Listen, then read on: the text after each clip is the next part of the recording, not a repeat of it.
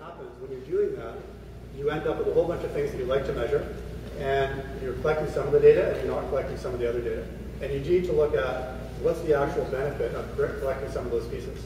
If it's going to take a 2-year longitudinal impact study with half a dozen PhD students to actually get the number you want, you may want to look for different numbers and look when you do sort of proxy kind of things. And it's interesting when I come from the business side, when businesses do planning and mergers and acquisitions and capital planning and so on, we use assumptions and we use proxy data. So when you're looking at discount rates and return on investment, you can estimate some of those kind of things and look at where those numbers are coming from. You can also use numbers from other industries. When I used to work at where we would launch a lot of new products, and you can never exactly estimate the uptake of a brand new product. But you can say, in other markets, other products in similar kind of categories have done some of these pieces. So if you're a nonprofit and you're looking to get started with those pieces, you can look at what are other organizations doing in other geographies, what are organizations doing in a relatively similar space, and you can do some benchmarking against that and see where those pieces come in. But the other thing about the studies, so this is another one here. I didn't have any accurate numbers, so I just made this one up. And then studies have shown that accurate numbers aren't more useful than ones you make up. And the question is, how many studies showed that? 87. So numbers aren't really all there is.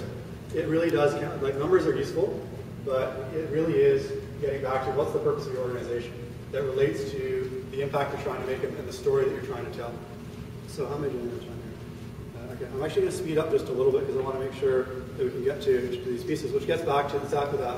What are we really trying to accomplish?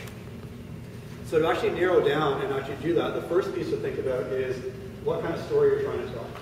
And I really encourage you to think about this as storytelling, is that because storytelling allows you to bring in not just numbers, but anecdotes, quotes from staff and people who have received help, video, photos, all those kind of pieces.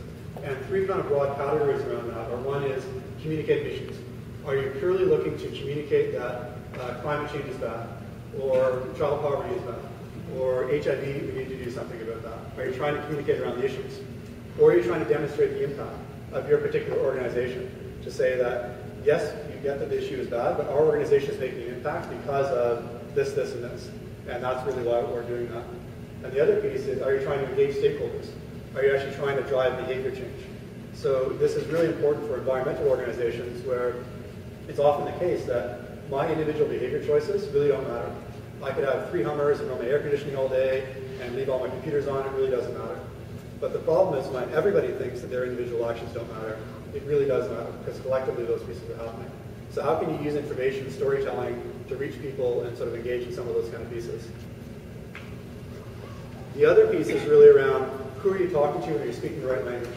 And I think this comes back to the point that you brought up, is that depending on who you're talking to, different people want different information. If you're looking at actually investing or donating money to an organization, you want different types of data than if you're just reading a newspaper article about that or you're trying to convince the public why these things are important.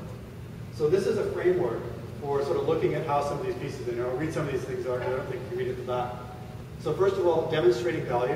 Demonstratingvalue.org is the project that was sponsored by us, by Van City, HRSDC, a number of different cooperative banks in Canada, to figure out how do you actually have a framework and a process to help organizations do this. And the idea is looking at what information you're trying to capture and looking at your mission performance information. What are you actually doing to impact your community, deliver on your mission? Also, your business performance. What are you actually doing with the money? How is it being spent? Where are the revenues coming from? What are your costs? How are you managing all those kind of pieces? And also, your organizational sustainability. A lot of nonprofits and a lot of cause-based organizations tend to fall into the same trap that a lot of technology companies do. They're started by a very passionate individual that's very passionate about a cause that really rallies a lot of people around, and then that person leaves, and the organization falls apart because there's no one there to actually pick that up. So looking at, are you training your staff? Are you training your board? How much money are you actually paying your staff? Are they going to stay? Are the volunteers that you're recruiting staying with you? Measuring some of those kind of pieces. And then looking at who's going to use that information.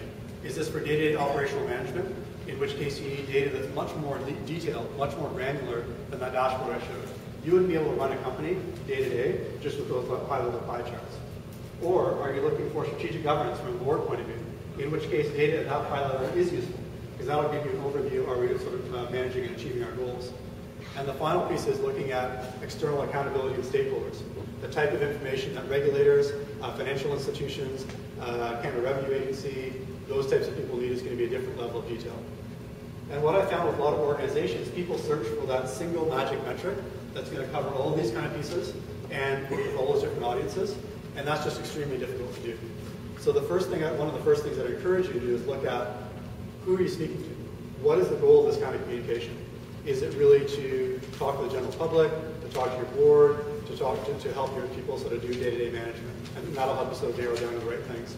And also look at sort of what are the different types of information that you're trying to communicate. For the public example, we had all this different type of information and targeted specifically at the board. And the idea is that we would be able to extend that and put that on the web for a public annual report. So the people that want to ask the question you did would see that data right there and be able to see the who audited it and see all that kind of information. That's kind of the next step. Sorry, is this, are there any questions? Is this going too fast or is this okay? I'm trying to actually get through it so we can actually make some real world examples. Is it an online system? Pardon me? Is it an online system? Is it an online system? So demonstratingvalue.org is an online site. It's not really a system. It's a collection of tools and processes. So it will give you, for example, worksheets where you can catalog all the different data sources you have. It'll give you a series of workbooks that you can look through and ask those questions. How do you get from a high-level mission statement and capture all those kind of value? And in the future, we may look at turning it into an actual online interactive application. But at the moment, think of it more as a resource library and a set of tools that you can use in your organization. So and when you end up with it, you could end up with a business plan, or you may decide that you need better financial accounting controls or different kind of pieces. Any criteria to use this tool? Is it free? It's free, yes, it is. Yeah, it's fully free. Yeah, and that was part of the mandate since we had HRSDC part of the funding, that we didn't want to be able to charge people to do it, so anyone could go there and get access to that. The other kind of piece is looking at what are the building blocks that you already have. So how many people actually have a written strategic plan that actually relates to what they do that is actually looked at? One person, two people, a few people. The organization. Pardon me? The organization. The organization, yeah. If you have an individual one, that's just awesome. But yeah, I could use one of that. And that's one of the challenges. So how many people have a strategic plan, but it's not actually useful or not looked at? We have like several. You have several strategic plans. Okay.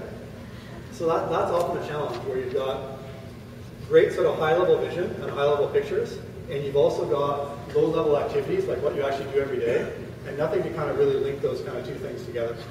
And a lot of sort of nonprofit goals are very lofty. We're going to change the world. We're going to save the environment.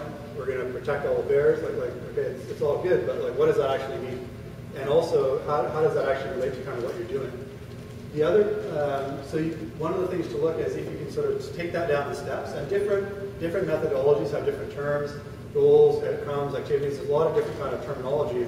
I wouldn't get so hung up on what that actually looks like. But the one thing that I would really sort of look at is the difference between activities and outcomes. And the thing is, it's much easier to measure activities. And I'll sort of talk about that here. So if you're an organization that provides after-school literacy programs, it's really easy to measure how many kids come through the program, how many kids started, how many kids finished, how many parents dropped off their kids. That's really easy to measure. And most people do some of those kind of pieces. But that's measuring the activity. Is that actually capturing what improvements you're doing and the benefit to those kids? Because then you'd actually want to look at, is there an improvement in literacy level from the time they started the program to the time they left the program? If you're looking at measuring social inclusion and building a community where people can get together, how many kids come back year after year? How many parents participate in reading programs with their kids? So this is really an important distinction, and this is really where a lot of organizations drop right down to that lowest level of detail because it's the easiest thing to measure.